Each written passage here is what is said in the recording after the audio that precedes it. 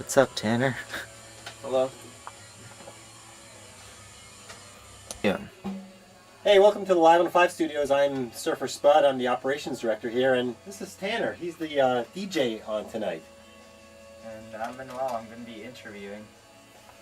So, Tanner, what exactly is the alternative genre? Everything that isn't played anywhere else, I guess. Does that make sense? Yeah. I guess it's rock, a little bit of hip hop, a little bit of indie rock, Britpop.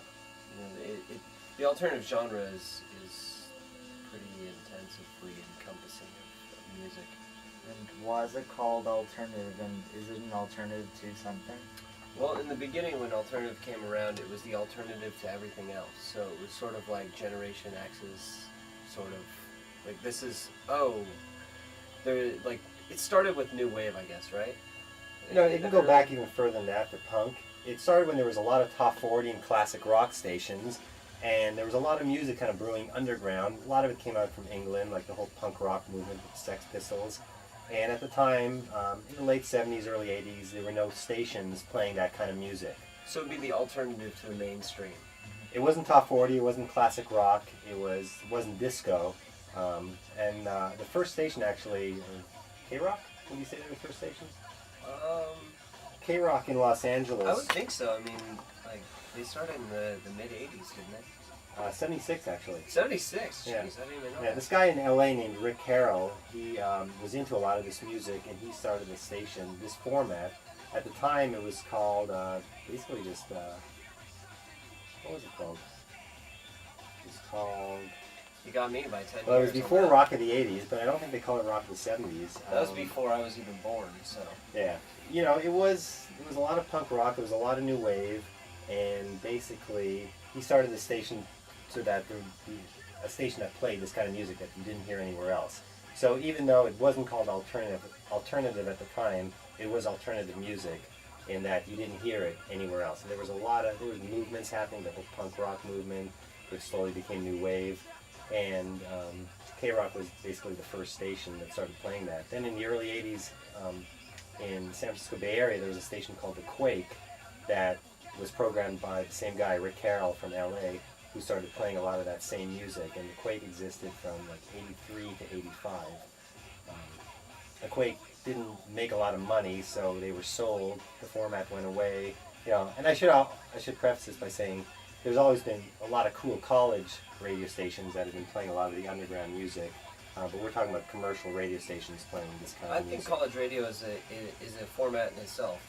I think that like what college radio is doing is sort of integrating world music into sort of like mixing what would be alternative and world music. Sort of it's a place where you would hear stuff that you would never hear, and like really you may not even find on your own. At least at the time. I mean, now you have the internet, so music is at your disposal. But you know, back before the internet was around, I mean, college radio was awesome. Yeah. You know, and a lot of people who work here grew up in college stations, were DJs at college stations, and you know, it was just kind of a blessing to be able to work at a commercial radio station that played that kind of music. So then, in summer of '86, a guy named Steve Masters started playing a lot of the music that you didn't hear anywhere else on this station. At the time, it was called KITS Hot Hits. It was a top 40 station, and within about 6 months to a year, there were enough people who liked what he was doing that the whole station, in October '86, went alternative. At the time, we called it modern rock, and basically we played a lot of bands like Depeche Mode and The Cure, The Smiths, New Order. A lot of music, you just didn't hear it anywhere else, and so that was the alternative at the time. That's kind of the history of Live 105 in the alternative format. And do you feel that alternative is the name that fits the genre well? Currently, I think that it's more. I think it's gone back to the modern rock sort of thing, because I think the alternative itself has become mainstream, and I think that the format is a little bit more. I don't know. I guess safe is a good word. Well, if you go by the pure definition of alternative, it's still music that you don't really hear on other stations. But you'll know a lot of the alternative music, what happens over time, just like anything else, something new comes around, and it slowly just filters into the mainstream, until, yeah, we're playing Red Hot Chili Peppers and calling that alternative, but, you'll hear that on other stations, you'll hear that in commercials, when they come to town, they'll play to a lot of people, so the question is it really alternative anymore, or is it just mainstream? But I think over the years, alternative has come to define a certain sound, anything that's kind of new and edgy, and even if it's a band that's been around for a long time, hey, at one point, they weren't the norm, they were different, So I think the alternative moniker we are still alternative, but if you say the word alternative, you could go to a concert and see just, your average person, who's not necessarily a punk rock dude or, someone who's into other stuff you don't hear anywhere else, so it's alternative by pure definition of alternative, but it's also I think the term alternative came before people were really segregating music into genres. Like now you have the alternative genre, and then you have like all these subgenres that fall underneath it. You have the punk, and you have the new wave, and you have the Britpop, and you have all these subgenres, and then they themselves have subgenres too. So, like, it's really hard to define alternative anymore because everybody, like, music has evolved so much from when alternative really sort of started. It's kind of like punk rock too. Yeah. At one point in time, punk rock was like rebel music. It's and now you can hear it in commercials on TV. So is it still punk rock? Is it still different? I don't know. It's why do some people consider it a different genre than rock? That's a really good question. Because alternative is more than just rock.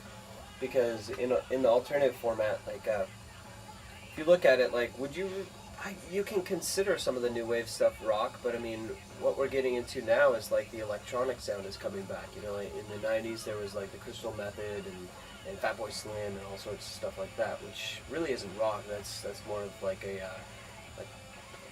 electric, electronica sort of thing. We also have hip hop like the Flowbots, stuff like that. So I mean it is more than rock.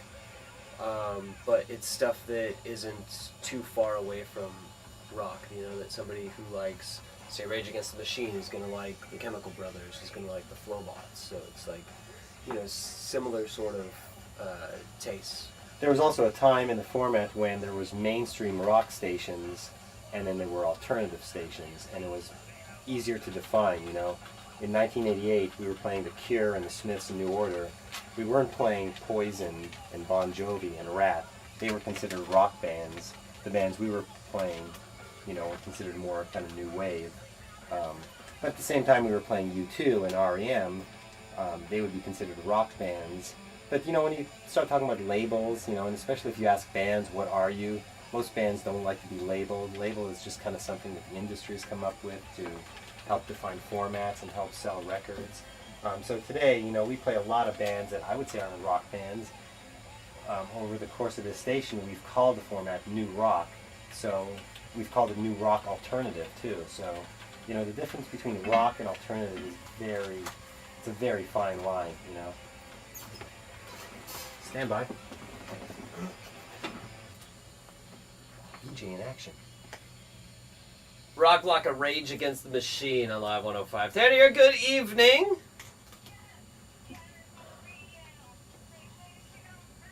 Well, that and all the rock blocks I'm going to be playing. 415-478 Live, you got a rock block you need to hear. Otherwise, I promise you MGMT right after Green Day. It's Longview now on Live 105. Enjoy.